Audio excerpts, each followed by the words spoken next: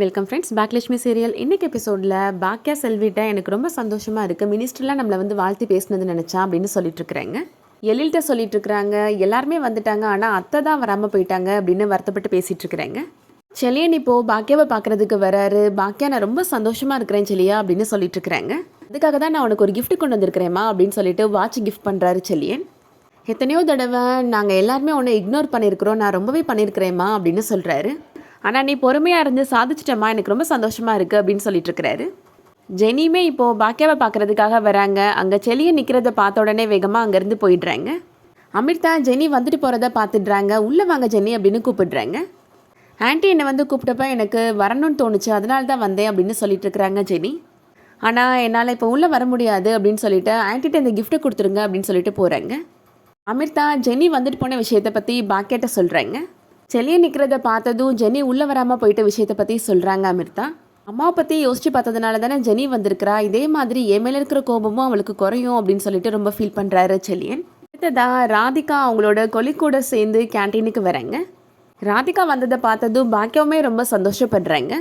நீங்கள் இங்கே வந்ததில் எனக்கு ரொம்ப சந்தோஷம் அப்படின்னு சொல்கிறாங்க. ராதிகா சொல்கிறாங்க, நான் ஒன்றும் உங்களை பார்க்க வரல அப்படின்னு சொல்கிறாங்க. என் கொலிக் கூட நான் எக்ஸிபிஷன் வந்து அவங்க பசிக்குதுன்னு சொன்னாங்க, அதனால தான் கேன்டீன் வந்தோம் அப்படின்னு சமாளிக்கிறேங்க. இவங்க ரெண்டு பேரும் பேசிகிட்டு இருக்கிறத செல்வியும் பழனிசாமியும் பார்க்குறாங்க. இப்படி ஒரு பாசத்தை எங்கேயாவது பார்த்துருக்கீங்களானே அப்படின்னு கேட்டுட்ருக்குறாங்க செல்வி.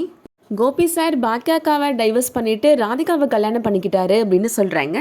மற்ற லேடிஸாக இருந்தால் கண்டிப்பாக ரெண்டு பேருக்கும் நடுவில் பயங்கர சண்டை தான் வந்துட்டுருக்கோம் அப்படின்னு சொல்கிறாங்க. ராதிகா இப்போது வீட்டுக்கு வந்ததுலேருந்து பாக்கியாக்காவும் ராதிகாவும் ரொம்ப அன்பாக நடந்துக்கிறாங்க அப்படின்னு சொல்கிறாங்க. பழனிசாமிக்கு அதை கேட்குறப்ப ரொம்ப ஆச்சரியமாக இருக்குது. பாக்கியாட்ட எப்படி மேடம் நீங்கள் உங்கள் மனசில் எதுவும் வச்சுக்காம இவ்வளோ அன்பாக நடந்துக்கிறீங்க அவங்ககிட்ட அப்படின்னு கேட்குறாரு. எந்த பிரச்சனையும் வரதுக்கு முன்னாடியே நானும் அவங்களும் நல்ல ஃப்ரெண்ட்ஸு சார் அப்படின்னு சொல்லிட்டு இருக்கிறாங்க பாக்கியா. ஒரு நாள் நான் ஸ்கூலில் வச்சு தான் அவங்கள மீட் பண்ணினேன், அவங்க மூலயமா தான் என்னாலே எதுவும் சாதிக்க முடியும் அப்படின்னு எனக்கே நம்பிக்கை வந்துச்சு சார் அப்படின்னு சொல்கிறாங்க. என் வீட்டில் கூட நான் ஏதாவது பண்ணேன்னா என்னை நம்பவே மாட்டாங்க, திட்டிகிட்டே தான் இருப்பாங்க, ஆனால் அவங்க தான் எனக்காக பண உதவி செஞ்சாங்க சார் அப்படின்னு சொல்கிறாங்க. நான் இன்னைக்கு கேன்டீன் வைக்கிற அளவுக்கு இந்த அளவுக்கு வளர்ந்துருக்கிறேன் அப்படின்னா அதுக்கு காரணமே ராதிகா தான் அப்படின்னு ரொம்ப பெருமையாக பேசுகிறாங்க.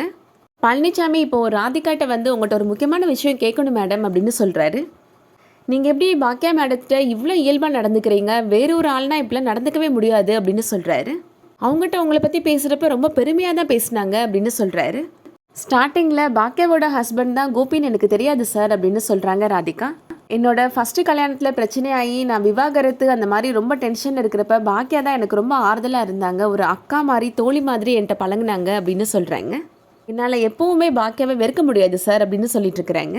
அடுத்ததாக பழனிசாமிகிட்ட ராதிகா கேட்குறாங்க, உங்களுக்கும் பாக்கியாவுக்கும் நல்லா சிங்க் ஆகுது, உங்களுக்கு பிடிச்சிருந்தா நீங்கள் ஏன் பாக்கியாவை கல்யாணம் பண்ணிக்க கூடாது அப்படின்னு கேட்குறாங்க ராதிகா.